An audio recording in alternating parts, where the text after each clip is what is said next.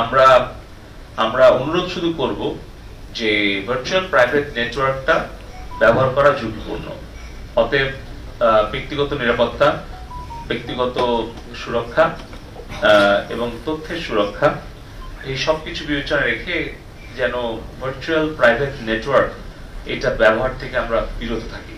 তাছাড়া দেখা যাচ্ছে আর্থিক লেনদেন যদি কোনো আমরা ভার্চুয়াল নেটওয়ার্ক ব্যবহার করি, তাহলে কিন্তু সেই পাসওয়ার্ডটা ভার্চুয়াল নেটওয়ার্ক প্রোভাইডার সে কিন্তু পেয়ে যাচ্ছে। তার মানে পুরোটাই একেবারে মানে বলতে গেলে আমরা যা কিছু করছি এটা একটা কাচের ঘরে করার মতো। মানে এটা কিন্তু ভার্চুয়াল নেটওয়ার্ক যে প্রোভাইড করছে তার কাছে কিন্তু পুরো তথ্যপাত্র সে চাইলেই পাবে। সো এটা একটু ঝুঁকিপূর্ণ হয়, এই বিষয়টা আমরা বলছি। আমরা সাইবার সিকিউরিটি নিয়েও আগামী পরশুদিন একটা মিটিং দিয়েছি, গতকালকেও আমরা একটা এক্সক্লুসিভ মিটিং করেছি। সেখান থেকে অনেক কিছু ঝুঁকি আমরা চিহ্নিত করেছি। আমরা আসলে এখন সবাই সম্মিলিতভাবে কাজ করছি। তো এই মুহূর্তে আমি নির্দিষ্ট কোনো অ্যাপ্লিকেশনের কথা বলছি না। এটা আমাদের আইন শৃঙ্খলা রক্ষাকারী বাহিনী, গোয়েন্দা সংস্থা